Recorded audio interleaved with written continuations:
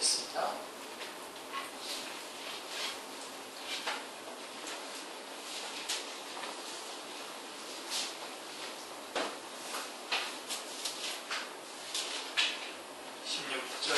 부터 18절까지 느헤미야서 4장입니다. 같이 한번 읽겠습니다. 그때로부터 내 수하 사람들의 절반은 일하고 절반은 갑옷을 입고 창과 방패와 활을 가졌고 민장은 온 유대 족속의 뒤에 있었으며 성을 건축하는 자와 짐을 나르는 자는 다 각각 한 손으로 일을 하며 한 손에는 병기를 잡았는데 건축하는 자는 각각 허리에 칼을 차고 건축하며 나팔 부는 자는 내 곁에 섰었느니라. 아멘. 느헤미야서의 16번째입니다. 성경 66권 중에서 16번째 느헤미야서를 우리 같이 공부하도록 하겠습니다. 느헤미야서의 주제는요, 두 가지입니다. 성벽 복원과 에스라를 통한 부흥운동, 정화운동, 이렇게 주제를 삼을 수가 있겠습니다. 바벨론 포로에서의 귀환은 3차에 걸쳐서 이루어졌죠. 첫 번째로는 스룹바벨의 주도하에, 왕족인 스룹바벨의 주도하에 이루어졌고요. 이들에 의해서 제2의 성전이 재건되었죠. 그렇죠? 그래서 예루살렘 성전 다음에 이제 스룹바벨 성전이 지어지고요. 2차로는 2차 귀환은 약 1차 귀환 이후에 80년 후에 에스라의 주도하에 귀환해서 개혁운동을 전개하였습니다. 그리고 이제 3차는 그로부터 13년 후에, 또다시 13년 후에 느헤미야의 인도로 이루어져서 성벽을 복원하는 역사를 합니다. 그러니까 이제 학사 에스라는 에스라서와 느헤미야서에 동시에 등장하는데요. 연대를 감안할 때에 느헤미야와 동력한 것으로 인정이 됩니다. 알 수 있습니다. 느헤미야서는 크게 두 부분으로 나누어지는데요. 우리 주제를 두 가지로 잡아둔 것을 보시면 아시겠죠? 1장부터 7장까지는 느헤미야가 주도한 성벽의 복원 역사이고요. 8장부터 13장까지는 에스라가 주도한 언약갱신과 부흥운동입니다. 자, 고대 세계에서 성벽은 그 성읍의 존립을 좌우하는 방파제 역할을 했습니다. 대외적으로는 외침을 막고 대내적으로는 하나의 공동체로서의 결속을 촉진시켜 주었습니다. 자, 그래서 느헤미야는 독려합니다. 2장 17절 말씀 같이 한번 볼까요? 우리가 당한 공경은 너희도 보고 있는 바나 예루살렘이 황폐하고 성문이 불탔으니 예루살렘 성을 건축하여 다시 수치를 당하지 말자. 예. 그래서 느헤미야의 동료죠. 성경 66권 중에서 느헤미야서만큼 역동적이고 긴장감이 넘치는 성경은 아마 없을 것입니다. 쭉 이렇게 성경을 쭉 읽어보시면 느헤미야서. 그래서 느헤미야는 우리에게 용기를 주고요. 우리를 하여금 도전하게 만듭니다. 그래서 느헤미야는 성벽을 중건하면서 전적으로 하나님만을 의뢰합니다. 하나님만 의뢰하고 크고 작은 일이 있을 때마다 하나님께 기도로 의뢰하는 것을 보게 됩니다. 그래서 1장 4절에 보면 뭐라고 되어 있습니까? 하늘의 하나님 앞에 금식하며 기도하였다. 그러고 있습니다. 그리고 2장 4절에 곧 하늘의 하나님께 묵도하고 하나님께 기도하고 시작했다. 그 다음에 4장 4절에도 보면 우리 하나님이여 들으시옵소서 우리가 업신여김을 당하나이다. 또 4장 9절에도 보시면 우리가 우리 하나님께 기도하며 그들로 말미암아 파수꾼을 두어 주야로 방비하는데 기도하며 방비했다는 것입니다. 5장 19절에도 내 하나님이여 내가 이 백성을 위하여 행한 모든 일을 기억하사 내게 은혜를 베푸시옵소서. 그리고 6장 9절에 이제 내 손을 힘있게 하옵소서 하였노라. 6장 14절에도 내 하나님이여 도비야와 산발랏과 여선지 노아다와 그 남은 선지자들 곧 나를 두렵게 하고자 하는 자들의 소행을 기억하옵소서 하였노라. 하나님 앞에 기도하는 거죠. 그래서 이 느헤미야의 가장 우리가 주목해야 될 부분이 뭐냐면 느헤미야는 항상 하나님 앞에 모든 것들을 다 의뢰하면서 나아갔다라고 하는 것입니다. 자, 그렇다고 느헤미야는 그런 기도만 하고 있었냐? 그렇지 않습니다. 기도만 하는 것이 아니라 기도와 더불어서 4장 16절, 18절 제가 조금 전에 본문으로 읽었던 14절, 16절부터 18절 같이 보겠습니다. 그때로부터 내 수하 사람들의 절반은 일하고 절반은 갑옷을 입고 창과 방패와 활을 가졌고 민장은 유다 온 족속의 뒤에 있었으며 성을 건축하는 자와 짐을 나르는 자는 다 각각 한 손으로 일을 하며 한 손에는 병기를 잡았는데 건축하는 자는 각각 허리에 칼을 차고 건축하며 나팔 부는 자는 내 곁에 섰느니라. 우리 예비군 훈련할 때 비슷하지 않습니까? 한 손에는 총을 들고 한 손에는 뭡니까? 자, 얼마나 역동적이고 긴장감이 넘치고 있습니까? 심지어 잠을 잘 때도 어떻게 했습니까? 4장 20절에 보면 옷을 벗지 아니하였으며 물을 기르러 갈 때에도 각각 병기를 잡았느니라 라고 말씀하고 있습니다. 그러니까 방어도 하면서 지금 일도 성벽도 건축하면서 방어도 하는 그런 아주 역동적인 그런 모습을 보게 됩니다. 이처럼 느헤미야는 상상을 초월하는 대내적인 방해와 반대를 무릅쓰고 악전 거투 끝에 며칠 만에요? 단 52일 만에 성벽 복원을 완성합니다. 대단한 사람입니다. 그러므로 느헤미야서에도 에스라서에서 역사하셨던 그 하나님의 손, 그래서 포로 후기의 역사서가 우리 세 권이지 않습니까? 에스라, 느헤미야, 에스더가 이게 포로 후기의 역사서인데 이 포로 후기의 역사서에서 우리가 주목해야 되는 것은 뭐냐면 하나님의 손, 보이지 않는 하나님의 손이 움직이고 있는 것을 각 이 세 권에서 다 볼 수가 있습니다. 그래서 하나님의 선한 손이 나를 도우셨다고 느헤미야는 2장 8절, 18절에서 증거하고 있는 것입니다. 4장 20절에 보면 우리 하나님이 우리를 위하여 싸우시리라. 그러니까 하나님의 손이 싸우시는 거죠. 적들도 뭐라고 얘기하냐면 6장 16절에 보면 우리 하나님께서 이 역사를 이루신 것은 알미니라 라고 하나님의 역사하심을 인정하고 있습니다. 자, 그렇다면 이제 우리가 주목해야 될 부분은 그럼 성벽을 쌓는 일은 오늘 우리에게 어떤 의미가 있는 것입니까? 자, 성전을 다시 건축하고 또 허물어진 성벽을 다시 재건하는 이런 그 과정들이 지금 포로에서 돌아와가지고 지금 계속 진행 중인데요. 자, 그래서 이렇게 성벽을 쌓았어요. 이게 우리에게 어떤 의미가 있느냐라고 하는 것이죠. 자, 이 대목을 상고하노라 하면 신약성경 에베소서를 연상하게 만듭니다. 에베소서 그러면 여러분 영광의 교회, 교회론이죠, 교회론. 에베소서의 주제는 교회론입니다. 영광의 교회에서 제가 언젠가 한번 에베소서 개론을 한번 한 적이 있었는데요. 자, 에베소서 1장에서는 교회 건설에 필요한 제목들, 그 요소들이 이제 선택이 되죠. 창세로부터. 창세 전에 하나님께서 택하신 자들을 그리스도께서 값을 주고 구속하시고 성령님은 소유의 인을 치십니다. 자, 그렇게 해서 그래서 2장에서 그 제목들은 서로 연결하여 주 안에서 성전이 되어 갑니다. 그게 이제 2장 21절에 나와 있는 말씀이고, 그 다음에 이제 3장으로 가면, 에베소 3장입니다. 에베소 3장으로 가면, 봉헌식에 해당되는, 성전 봉헌식에 해당되는, 사도 바울의 기도가 나옵니다. 기도가 올려지고 있는데, 하나님의 모든 충만하신 것으로 충만하게 하시기를 구하고 있습니다. 이렇듯, 하나님이 거하실 성전 건축을 마친 후에, 교회죠.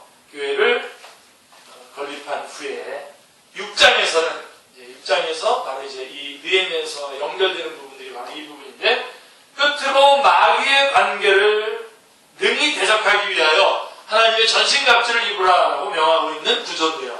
그러니까 1장에서 에베소 다시 교회를 보면 1장에서 그 교회의 제목들, 그 다음에 2장에서 서로 연결되는, 교회가 연결되는 성전이 되어가는 모습, 그리고 봉헌식을 통해서 하나님 앞에 기도로 하나님 앞에 모든 충만한 충만한 것을 구하고, 그 다음에 마지막에 뭐냐면 보호, 방어를 말하는 거죠. 방어. 마귀의 관계를 능히 대적하기 위하여 하나님의 전신갑주를 입으라라고 말씀하고 있는 것입니다. 이런 구조가 에베소서의 구조인데, 이는 마치 마지막으로 성벽을 쌓는 일에 해당된다 하겠습니다.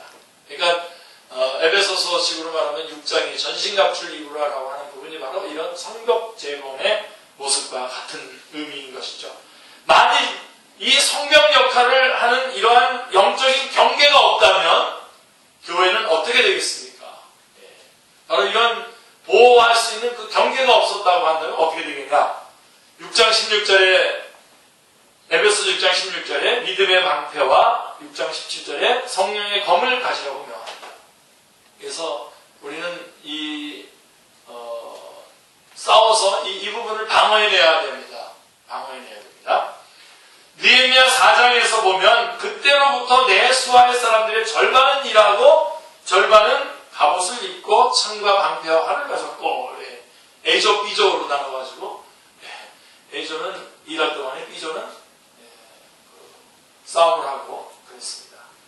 다 각각 한 손으로 일을 하며 한 손에는 병기를 잡았는데 라고 말씀하고 있는 것입니다. 에스라서에서는 성전이 중건되고 느헤미야서에서는 성벽이 복원되는 것으로서 구약의 역사가 끝나면서 에스라서에서 느헤미야서에서 이제 구약 성경의 원래 역사가 끝납니다. 그리고서 이제 마태복음이에요.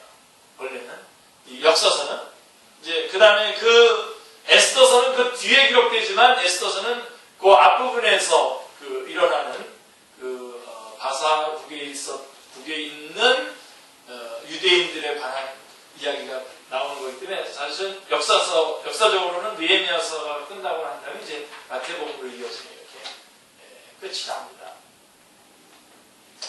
그래서 이 성벽을 복원되는 것으로 구약의 역사가 끝나고 있는 것을 굉장히 끝나고 있는 것은 큰 시사하는 바가 있는 것이죠.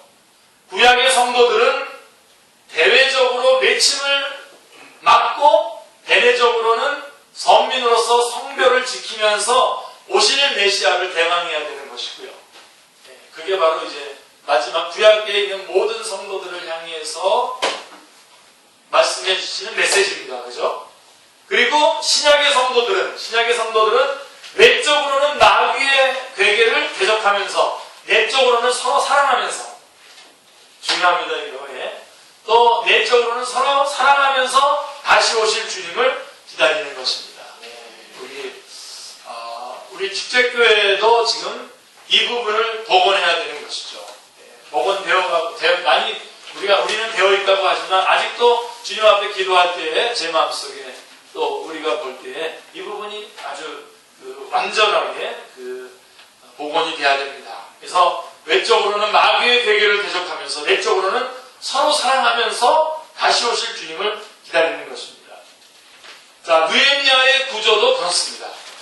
먼저 성벽을 복원함으로써 외침을 막고, 그 다음에 뭐 했죠? 성벽을 복원하고 난 다음에 에스라로 인한 부흥운동, 부흥의 영적인 갱생의 그런 싸움들이 있었습니다. 그래서 개혁을 통해서 내적인 누룩을 제거했던 것입니다. 만일 성벽을 높이 쌓고 내부에서 적은 누룩이 온동이에 퍼지고 있다면 그것은 외침보다도 더 치명적이라고 할 것이죠. 할 수 있죠. 그러므로 성벽은 내적으로 거룩과 성결이 유지되는 한에만 유용합니다. 사실은 이 개혁운동이 확실하게 일어나야 돼요. 사실은 학개스가나 말라키가 이 포로 후기 시대의 선지자들 아닙니까? 이 선지자들의 메시지가 참 안타까운 부분이 많아요. 메시지의 내용이 메시지가 안타까운 게 아니라 그 메시지의 내용이 안타까운 게 많습니다. 말라기서 같은 데 가보면 이 성전도 재건이 됐고 성벽도 복원은 됐는데 예배가 회복이 안 된 거예요. 예배가 복원이 안 된 거예요. 그래서 온전한 11조를 드리라는 거예요. 온전한 11조. 그러니까 이거는 11조를 드리라는 얘기가 아니라 온전한 11조. 그래서 예배를 온전하게 하나님 앞에 드리라는 겁니다. 그러니까 이 양들이 말이에요. 이렇게 자기의 양 중에서 첫 새끼를 이렇게 10의 1조를 드려야 되는데 처음에 이렇게 온 양이 너무 토실토실하고 이건 너무 괜찮은 거예요. 그래서 이거 통과시키고 그냥 다 죽어가는 어차피 좀 있으면 죽을 뭐 그런 양들을 이렇게 잡아다가 그냥 드리면서 그냥 정말 마음에 없는 예배를 드린 거예요. 그래서 무슨 말씀이 나오죠? 성전문 누가 성전문을 좀 닫아줬으면 성전문 열려가지고 들어와가지고서는 하나님을 예배하는 게 아니라 완전히 자기네들 하고 싶은지는 마음대로 하는 것 이거 좀 누가 막아줬으면 좋겠다 이런 거죠. 바로 그때의 하게스가 말라기의 그 메시지들이 바로 선지자들 그때 이제 맹렬하게 활동했던 것이 바로 그런 것입니다. 그러니까 성전 건축하는데 성공했죠. 성벽 재건하는데도 성공을 했는데 사실은 예배를 회복하는 데 실패했습니다. 그래서 결국은 어떻게 되죠? 400년 동안 침묵기에 들어갑니다. 400년 동안 하나님의 메시지를 듣지 못합니다. 아마 여러분들 수준이라면 이거 이해가 될 겁니다. 기도하려고 하는데 앞이 탁 막히면서 기도가 안 될 때와 그 다음에 말씀이 안 들려올 때 그때가 최고의 위기인 겁니다. 먹을 양식이 없을 때가 위기가 아니라 이럴 때가 위기라는 거 진짜. 바로 지금 그래서 이 개혁운동을 느헤미야서의 뒷부분에 개혁운동을 에스라를 통한 개혁운동을 끝으로 해서 구약성경이 끝을 맺고 있는 것은 시사하는 바가 있습니다. 굉장히 많습니다. 그러니까 이 성벽은 내적인 거룩과 성결이 유지되는 한에서만 유용한 겁니다. 그래서 여러분 이 부분을 우리 하셔야 돼요.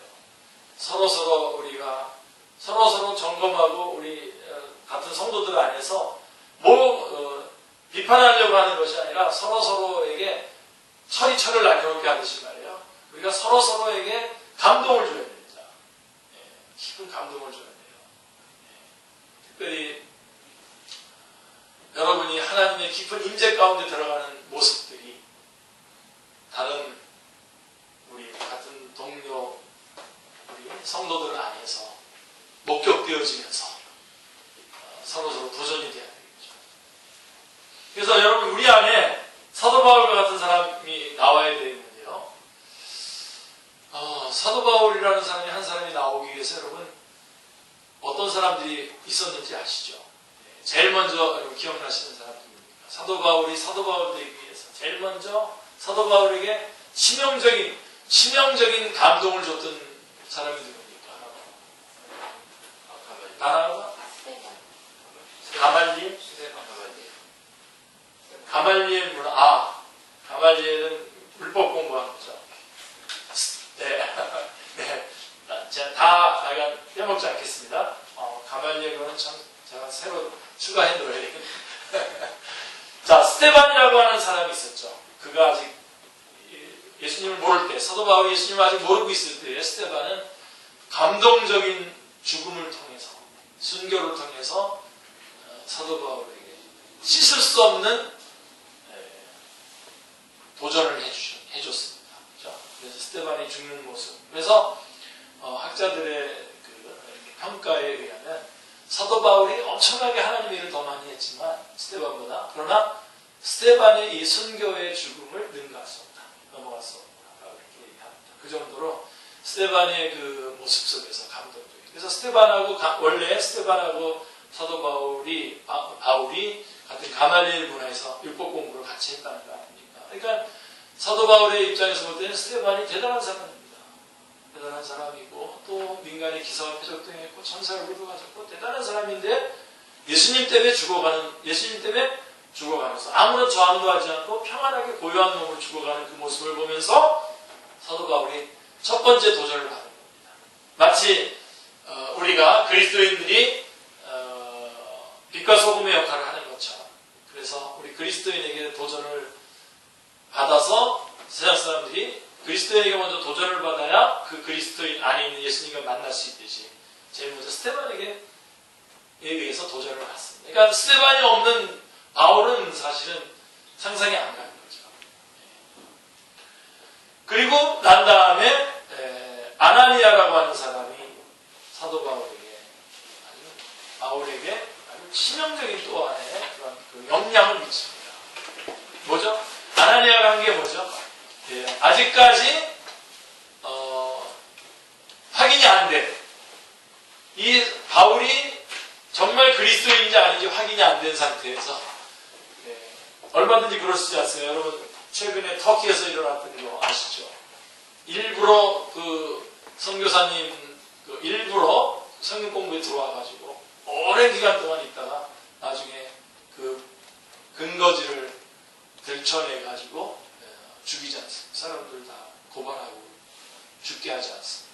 그런 것처럼 지금 사도 바울이 변화됐다고 하는데 진짜야 아니야 하면서 이제 두려워하는 그때에 누구죠? 아나니아가 명령을 받죠.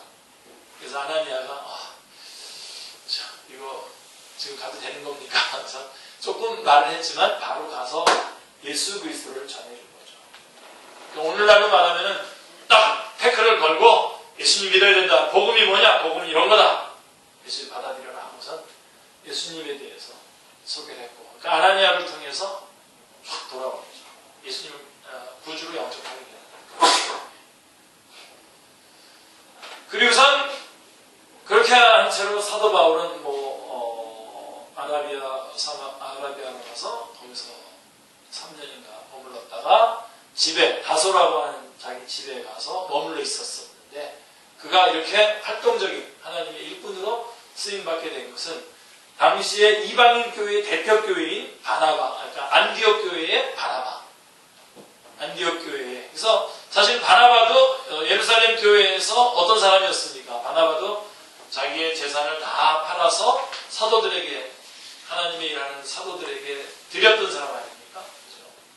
그렇죠? 지금 이방인 교회의 대표적인 교회, 안디옥 교회의 지금 목회자로 지금 바나바가 세워져 있는데 그 바나바,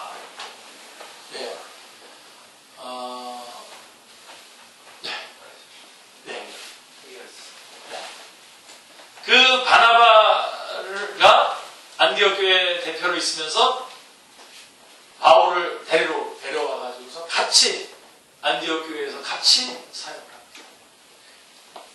그러다가 안디옥 교회가 처음으로 선교사를 파송하는데 바나바와 바울이 같이 파송을 했습니다. 그 교회 지도자.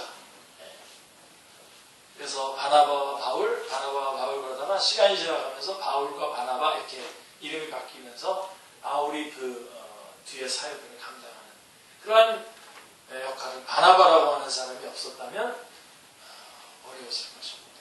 오늘도 우리 안에 이런 공동체, 서로서로에게 감동을 주는, 내가 중요한 자리를 맡아가지고 있지만 내 자리도 얼마든지 하나님의 영광을 위해서라면 내 자리도 맡겨서 줄 수 있는 그런 싸움, 그런 감동이 있었던 것입니다. 그리고선도 그 다음에 많은 동역자들이 있었지만 우리가 로마서에서 공부했던 것처럼 로마서 16장에 나와 있는 베베라고 하는 자매가 나오는 거죠. 베베라고 하는 자매는 나의 모든 쓸 것을 감당했다.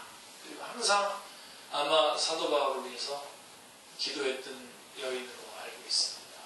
그런 베베와 같은 그런 자매가 없었다면 하나의 사도 바울이 이루어질 수 없겠죠. 스데반, 아나니아, 바나바, 베베 같은 이런 사람들. 바로 이게 교회 안에 이런 사랑을 통한 갱생, 서로서로에게 감명을 주는 이런 것이 없다면 바깥에 어떤 외부의 어떤 이단이라든가 이런 그런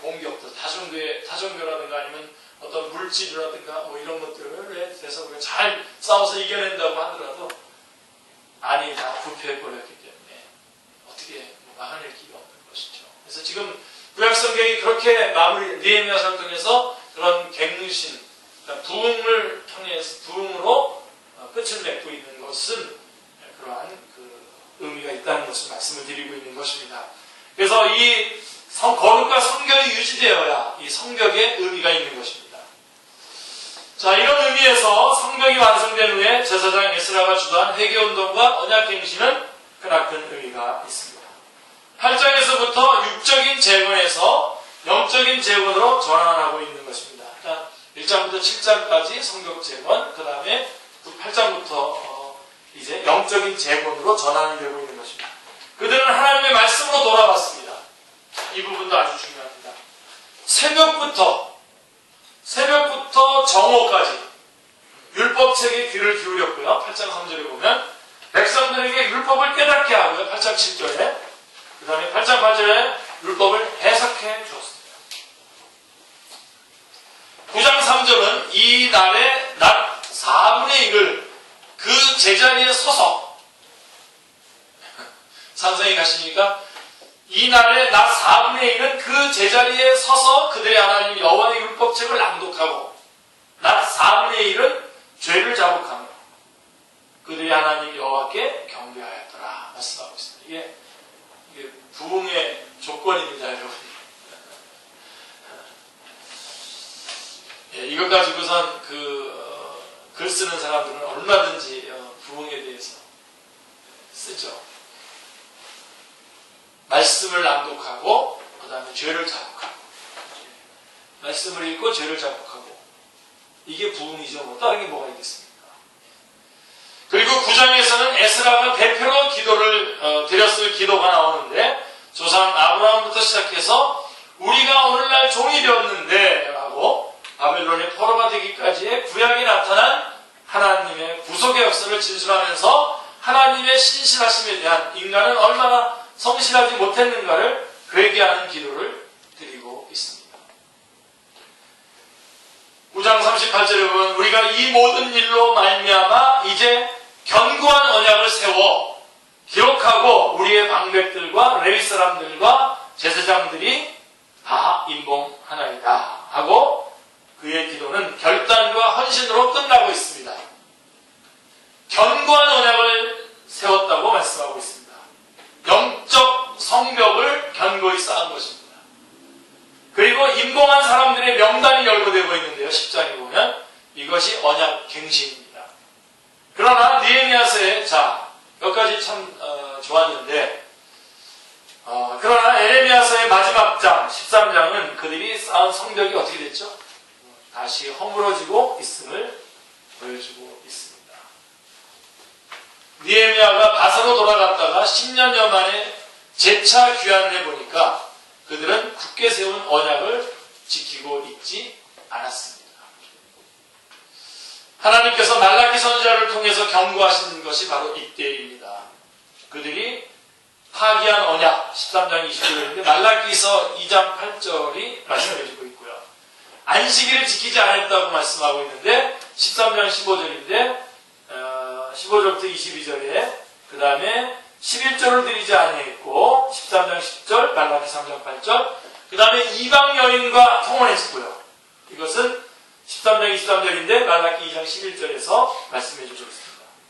제사장 직분을 더럽혔습니다. 13장 29절 말라기서 1장 6절 예배를 경멸히 여기고 하나님을 멸시하는 죄 등이 났습니다. 이게 말라기 선지자를 통해서 경고하신 내용들입니다. 바로 이때입니다. 다시 성벽이 무너지는 그들을 거룩하게 구별하여 주었던 성벽은 다시 무너지고 말았던 것입니다. 그러니까 결국은 예배가 회복이 되지 않으니까 결국은 나머지 것들도 다 무너지게 되는 것입니다. 이를 통해서도 인간의 자력 구환의 불가능성을 보여주고 있습니다. 역사서를 상고해 볼 때에 역사서라는 것은 구약 17권, 신약에는 5권이죠. 그죠? 구약의 창세기부터 시작해서 에스라까지 느헤미야, 에스라, 느헤미야, 에스더까지 17권, 그 다음에 신약에는 마태, 마가, 누가, 요한, 그 다음에 사도행전까지가 역사서인데, 특별히 구약의 역사서를 상고해보면 해피엔딩으로 끝나는 것이 볼 수가 없습니다. 해피엔딩으로 끝나지 않습니다. 통일왕국이 어떻게 되죠? 분열왕국이 되고, 그 다음에 포로가 됐다가 멸망하죠. 그래서 포로에서 귀환한 후에도 또다시 타락하는 것으로서 끝나고 있는 것을 보게 됩니다. 구약 성경의 마지막 책인 말라기서는 어떠합니까? 얼마나 부패했으면 하나님께서 너희 중에 성전문을 닫을 자가 있었으면 좋겠다라고 하시겠습니다. 자력으로는 구원이 이룰 수 없다는 전적 타락, 전적 부패한 인간의 무능을 보여주고 있습니다. 율법은 구원만이 아니라 성화도 주지 못했다는 점을 보여주고 있는 것입니다. 그러니까 여러분, 성화는 또다시 어떤 예수님 믿고 난 다음에 어떤 기술들을 터득해가지고 거룩으로 이어지는 것이 아닙니다. 성화도 어디에서 오냐면 구속의 역사, 구속에 대한 그런 감격에서부터 우리의 성화의 삶도 나오는 겁니다. 율법은 구원만 못 주는 것이 아니라 성화도 주지 못한다는 점을 분명히 보여주고 있는 것이죠. 그래서 결국은 이 성별의 삶도 사랑의 줄, 곧 은혜로만 가능해진다는 말씀입니다. 그래서 여러분, 사도 바울이 하나님과 화목하라고 우리에게 말씀해주고 있지 않습니까? 고린도서 5장에 하나님과 화목하라 그랬을 때에 그 하나님과 화목하라고 하는 말씀을 듣는 사람들이 누구냐면 고린도 교회 성도들입니다. 이미 고린도 교회는 하나님과 화목한 사람들이에요. 예수님이 구원받은 사람들인데 왜 하나님과 화목하라고 이들에게 또다시 요청했습니까? 너희들이 정말 하나님과 화목했다면 지금 이렇게 너희들이 이렇게 서로 뭐 아볼로파 개바파 이렇게 싸우고 그 다음에 사도 바울에 대해서 이렇게 사도권에 대해서 이렇게 하는 이런 거가 있을 수 없다는 겁니다.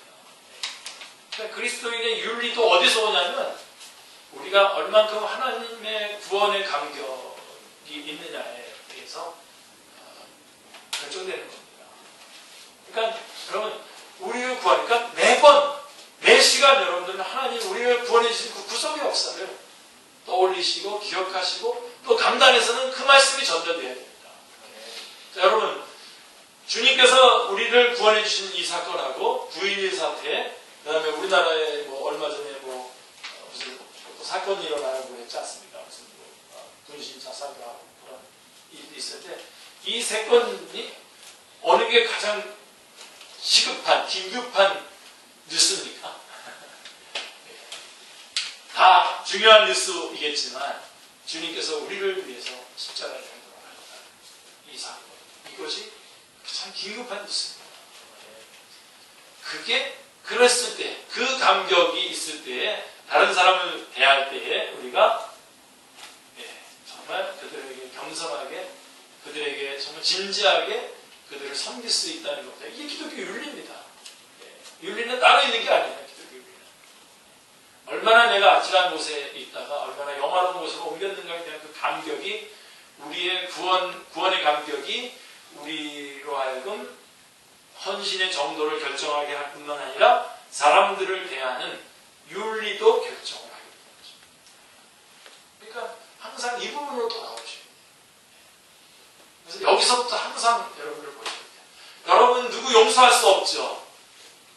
여러분을 힘들게 한 사람들 있지 않습니까? 살다 보면 있고요. 많아요. 어느 날 막 저는 그런 것들이 막 이렇게 엄습해 올 때에 진짜 너무나 기가 막히고 너무나 속상하고 너무 그럴 때도 있지만 그러나 잠시예요.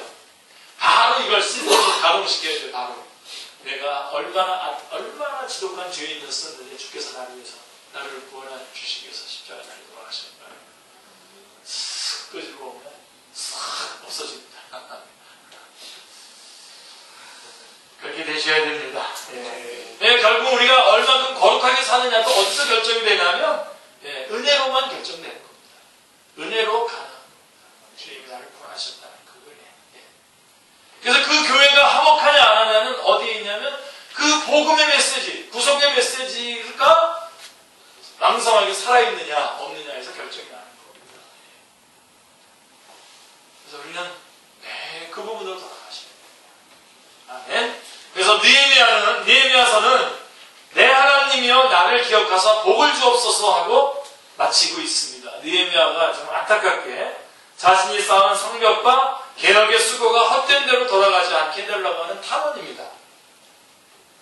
이에 대한 답변으로 성경은 말씀합니다. 에스겔 22장 3절에 보면 이 땅을 위하여 성을 쌓으며 성 무너진 데를 막아서서 나로 하여금 멸하지 못하게 할 사람을 내가 그 가운데서 찾다가 찾지 못했다라고 성경은 대답해주고 있는 것입니다. 느헤미야뿐만이 아니라 인간 중에 누구도 성 무너진 데를 막아서기에는 역부족인 것입니다. 우리는 누구를 갈망하게 됩니까? 이렇게 되면 예수 그리스도를 갈망하게 되죠. 그러므로 자기 팔로 스스로 구원을 베푸시며 이사야서 50장 16절 자기 팔로 스스로 구원을 베푸시며라고 하나님 자신이 친히 나서신 것이 바로 임마누엘 사건인 것입니다. 임마누엘 하나님 우리와 함께 하시다라고 하는 것이죠. 이 시기에 세움받은 말라기 선지자는 이제 이 모든 시선을 어디로 끌고 갑니까? 말라기 4장 2절에 내 이름을 경외하는 너희에게는 공의로운 해가 떠올라서 치료하는 방선을 비추리니 하고 여기에 해답이 있다고. 다시 말해서 이 치료하는 방선 예수 그리스도를 말하는 것입니다. 우리는 시선을 느헤미야에게서 어디로? 예수 그리스도에게로 옮기게 해 주는 말씀입니다. 이 말씀. 이사야서 26장 1절을 보십시오. 같이요. 그날에 유다 땅에서 이 노래를 부르리라. 우리에게 견고한 성읍이 있으며 여호와께서 구원을 성벽과 외벽으로 삼으시리라. 아멘. 예수 그리스도만이 성이 무너진 데를 막아설 중보자시요 구원의 성곽이십니다. 아멘. 이 종말론적인 시대에 유일한 소망으로 남아있고 최후의 보루인 교회의 성벽이 붕괴되고 있지는 아니합니까? 또 여러분 가정은 안전합니까? 또 여러분 마음을 지켜줄 성벽은 어떻습니까? 느헤미야서를 통해서 이런 부분들을 다시 한번 분명히 확인하시길 바랍니다. 결국은 인간의 힘으로는 안 됩니다. 누가 나가서 주셔야 됩니까? 예수 그리스도께서